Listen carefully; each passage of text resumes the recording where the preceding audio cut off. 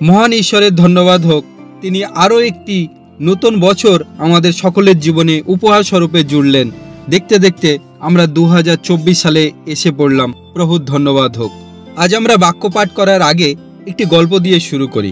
কোনো এক বৃদ্ধা বিধবা মা, তিনি অনেক কষ্ট সহ্য করেও তার একমাত্র ছেলেকে পড়াশোনা শিখিয়ে মানুষ করে তাকে বিদেশে চাকরি করতে পাঠান। আর সেই ছেলেও বিদেশে চাকরি করতে যান এবং অনেক বছর সে তার নিজের বাড়িতে ফিরে আসে না। কিন্তু মা এত কষ্ট করার পরে যখন তার সুখ পাওয়ার বা একটু আর্থিক সচ্ছলতা পাওয়ার কথা, তখনও কিন্তু তা সেই দারিদ্রতা ঘোচে না। আর মা এদিকে মনে মনে চিন্তা করেন যে আমার ছেলে এত ভালো চাকরি করে বিদেশে থাকে, আমাকে কেন কিছু টাকা পয়সা দিয়ে সাহায্য করছে না, বা আমার এই অবস্থায় সে কেন পাশে দাঁড়াচ্ছে না। কিন্তু এখানে উল্লেখযোগ্য বিষয় হলো যে সেই ছেলে বিদেশ থেকে প্রতি মাসের প্রথম সপ্তাহে একটি করে কাগজের কিছু চিঠি পাঠাতেও তার মাকে উদ্দেশ্য করে।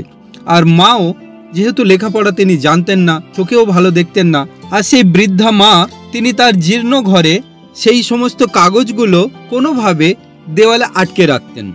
আর কালক্রমে একদিন সে বৃদ্ধা মারা যান এবং খবর পেয়ে তার ছেলে বিদেশ থেকে ছুটে আসে তার মাকে দেখতে।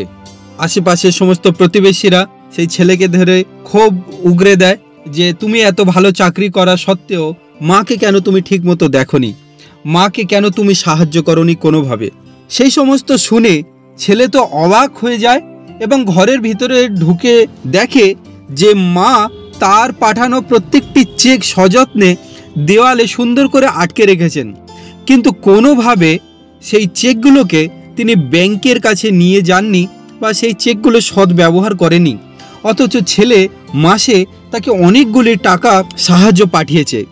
মা যেহেতু জানতেন না ওই চেকটার মূল্য কী, কেমনভাবে সেটাকে ব্যবহার করতে হয়, সেই জন্য সেই চেকগুলো তার কাছে রঙিন কাগজের টুকরো ছাড়া আর কিছু ছিল না, একেবারে মূল্যহীন বিষয় ছিল। এখন হয়তো ভাবছেন এই গল্প থেকে আপনার আমার লাভ কি? হ্যাঁ ভাই বোনেরা, আমরাও এরকম অন্ধ বৃদ্ধা বা বৃদ্ধের মতো আচরণ করে যাচ্ছি। ঈশ্বর আমাদের প্রতি মাসে বা প্রতিনিয়ত এই রকম চেক পাঠাচ্ছেন, আশীর্বাদের চেক পাঠাচ্ছেন, অথচ আমরা সেই ঈশ্বরের পাঠানো চেকের কোনো রকমভাবে সদ্ব্যবহার করতে পারছি না। আমি পাঠ করব যিহোশুয়ার পুস্তক 1 অধ্যায় 1 থেকে। সদাপ্রভুর দাস মোশির মৃত্যু হইলে পর সদাপ্রভু নুনের পুত্র যিহোশুয়া নামে মোশির পরিচারককে কহিলেন, আমার দাস মোশির মৃত্যু হইয়াছে, এখন উঠো, তুমি এই সমস্ত লোক লইয়া এই জর্দন পার হও এবং তাহাদিগকে অর্থাৎ ইসরায়েল সন্তানগণকে আমি যে দেশ দিতেছি সেই দেশে যাত্রা করো। যে সকল স্থানে তোমরা পদার্পণ করিবে আমি মোশিকে যেমন বলিয়াছিলাম তদানুসারে সেই সকল স্থান তোমাদিগকে দিয়াছি। প্রান্তর ও এই লেবানন হইতে মহানদী ফরাত নদী পর্যন্ত হিত্তীয়দের সমস্ত দেশ এবং সূর্যের অস্তগমনের দিকে মহাসমুদ্র পর্যন্ত তোমাদের সীমা হইবে। ঈশ্বর প্রতিজ্ঞাত দেশ যা দেবেন বলে কথা দিয়েছিলেন তা তিনি দিতে চলেছেন। মোশির মৃত্যু হয়েছে, এবারে মোশির পরে দ্বিতীয় নেতা হিসাবে ঈশ্বর যিহোশুয়াকে আহ্বান করলেন। যিহোশুয়াকে ঈশ্বর বললেন যে আমি তোমাদের পিতৃপুরুষদিগকে যে দেশ দেব বলে বলেছিলাম সেই প্রতিজ্ঞা আমি রাখতে চলেছি।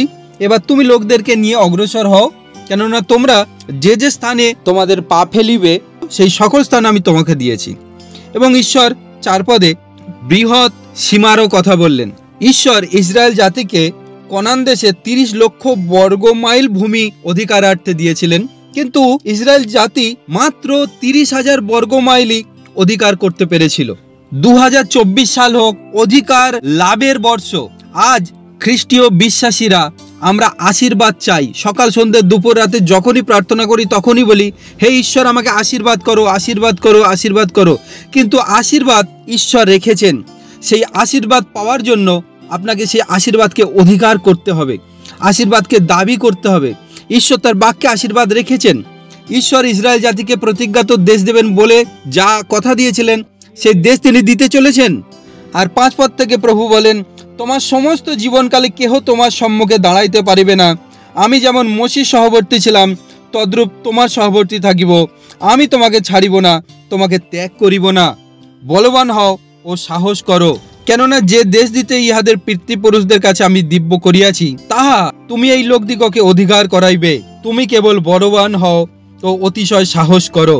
আমার দাস মোশি তোমাকে যে ব্যবস্থা আদেশ করিয়াছে, তুমি সেই সমস্ত ব্যবস্থা যত্নপূর্বক পালন করো।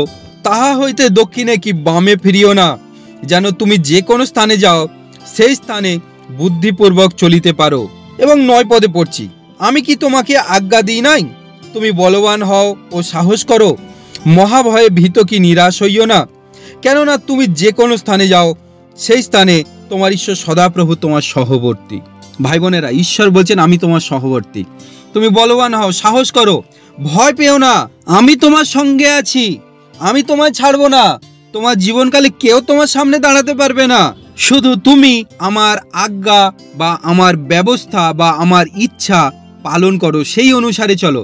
তার ডান দিকে কি বাঁ দিকে যেও না।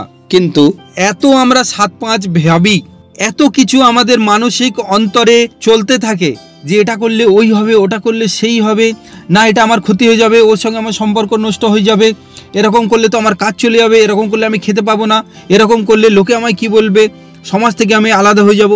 বিভিন্নভাবে আমরা ভয়ে, প্রাণ ভয়ে বা সম্পর্ক চটে যাওয়ার ভয়ে বা ক্ষতি হওয়ার ভয়ে নিজেদেরকে আমরা গুটিয়ে নিই। আমরা সাহায্যের জন্য ঈশ্বর যে চেক রেখেছেন, যে আশীর্বাদ রেখেছেন, সেটাকে অধিকার করতে পারছি না। ঈশ্বরের প্রতিজ্ঞায় আমরা সম্পূর্ণ নিজেদেরকে ঢেলে দিয়ে নির্ভর করতে পারছি না।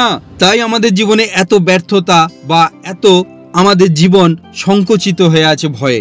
কিন্তু দ্বিতীয় বিবরণ 15 অধ্যায় 4 পদে প্রভু বলেন, বাস্তবিক তোমার মধ্যে কাহারও দরিদ্র হওয়া অনুপযুক্ত, কারণ তোমার ঈশ্বর সদাপ্রভু তোমার অধিকারার্থে যে দেশ দিতেছেন, সেই দেশে সদাপ্রভু তোমাকে নিশ্চয়ই আশীর্বাদ করিবেন। এবং 5 পদে, কেবল আমি অদ্য তোমাকে এই যে সমস্ত আজ্ঞা দিতেছি, ইহা যত্নপূর্বক পালনার্থে তোমার ঈশ্বর সদাপ্রভুর রবে কর্ণপাত করিতে হইবে। প্রভু লিখিত বাক্য দিয়েছেন যে আমি যে দেশ দিয়েছি সেই দেশে তোমাকে নিশ্চয়ই আশীর্বাদ করব। ঈশ্বরকে আমাদের জীবনে প্রভুরূপে পাওয়ার পরেও যদি আমরা অন্যের কাছে হাত পেতে চলি, অন্যের কাছে আমরা মাথা নত করে চলি, অন্যের দয়ার অধীন হয়ে থাকি, তাহলে আমি আশীর্বাদযুক্ত নই।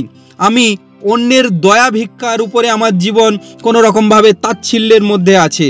কিন্তু ঈশ্বর চান আমরা যেন মস্তক স্বরূপে এই সমাজে অগ্রসর হতে পারি। শুধুমাত্র ঈশ্বরের বাক্য পালনের দ্বারাই সেই অধিকারকে আমরা লাভ করতে পারবো। আজ আমরা আত্মিকভাবে কেন দুর্বল, কেন আমরা এত অক্ষমতায় পূর্ণ? আমরা দেখব যোহন লিখিত সুসমাচার 15 অধ্যায় 5 পদ। লেখা আছে, আমি দ্রাক্ষালতা, তোমরা শাখা। যে আমাতে থাকে এবং যাহাতে আমি থাকি, সেই ব্যক্তি প্রচুর ফলে ফলবান হয়, কেননা আমা ভিন্ন তোমরা কিছুই করিতে পারো না।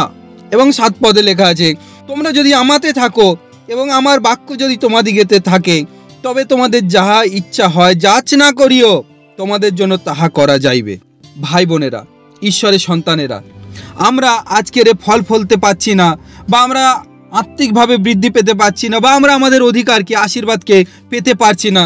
আমাদের কাছে সেই বিষয়টি অধরা হয়ে আছে, কারণ আমরা যিশুতে সম্পূর্ণরূপে যুক্ত নই, বা আমাদের জীবনে সম্পূর্ণরূপে যিশু যুক্ত নেই। আমরা তাকে আর্ধেক এবং জগৎকে আর্ধেক রেখেছি আমাদের জীবনে। কিন্তু ঈশ্বর তার বাক্যে আমাদেরকে বলছেন, যিশুই হলেন সেই আসল দ্রাক্ষালতা বা আঙ্গুর গাছ, এবং আমরা তার ডালপালা। আমরা যত বেশি তার সঙ্গে যুক্ত থাকব, তত বেশি সেই আসল গাছের রস পেতে থাকব। আজ আত্মিক রস, আত্মিক খাদ্য আমরা শুধুমাত্র ঈশ্বরের সহভাগিতায়, তার সান্নিধ্যে পাই, তার সঙ্গে যুক্ত থাকাতে পারি। তার সঙ্গে যত বেশি যুক্ত থাকব, তার সান্নিধ্যে, তার উপস্থিতির মধ্যে যত বেশি আমরা সময় কাটাবো, তত বেশি আমরা সেই রস পাবো এবং আত্মিকভাবে আমরা সবল হতে পারবো। কেননা ঈশ্বর তার বাক্যে বলছেন, যে যুক্ত নেই সেই আসল দ্রাক্ষালতা অর্থাৎ সহভাগিতার সঙ্গে, যিশুর সঙ্গে, সে ফল ফলতে পারে না। কেননা যিশু ছাড়া, ঈশ্বরের অনুগ্রহ ছাড়া আমরা কিছুই করতে পারি না। কিন্তু ঈশ্বর চান আমরা প্রচুর ফলে ফলবান হই। সে আত্মা জয়ের ফল হতে পারে, আমাদের জীবনে আত্মিক ফল হতে পারে, বা আমাদের জীবনে আশীর্বাদের ফল হতে পারে। যে কোনোভাবে যেন ঈশ্বরের উদ্দেশ্যে ফলবন্ত হই। তার বাক্য যদি আমাদের অন্তরে থাকে, আমরা প্রার্থনা করলে সেই প্রার্থনা ঈশ্বরের দৃষ্টিতে গ্রাহ্য হবে। নচেত আমরা শুধুমাত্র প্রার্থনা করে যতই মাথা ঠুকি বলি, প্রভু আমায় আশীর্বাদ করো, আশীর্বাদ করো, আশীর্বাদ আসবে না, আশীর্বাদ ফলবে না।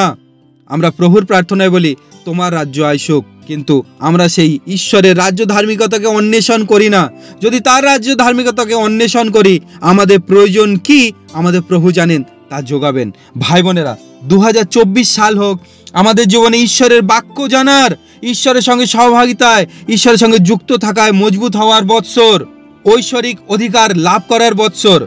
সারাদিনে আমরা যতবার আমাদের হাতে মোবাইল তুলে নিচ্ছি, যত আমরা মোবাইলের লক আনলক করছি, ততবার যদি আমরা যিশু নামে প্রার্থনা করি, তত যদি আমরা ঈশ্বরের বাক্যকে স্মরণ করি আমাদের জীবনে, তাহলে আত্মিক জীবনে আমরা আরো ধারালো, আরো আমরা শক্তিযুক্ত হতে পারবো। ঈশ্বরের অধিকার, ঈশ্বরের দেওয়া আশীর্বাদ আমাদের জীবনে পূর্ণ করবে। নচেত আমরা সেই বৃদ্ধা অন্ধ মায়ের মতো দেওয়ালে শুধুমাত্র ঈশ্বরের বাক্যগুলোকে লিখে রেখে আটকে রাখতে পারবো, চোখে দেখবো বা হয়তো সেগুলোকে পড়তে পারবো, কিন্তু কাজে লাগাতে পারবো না। ঈশ্বর চান আমরা যেন তার আশীর্বাদকে কাজে লাগাই। ঈশ্বর সকলকে অনুগ্রহ করুন। জয় যিশু। Happy new year.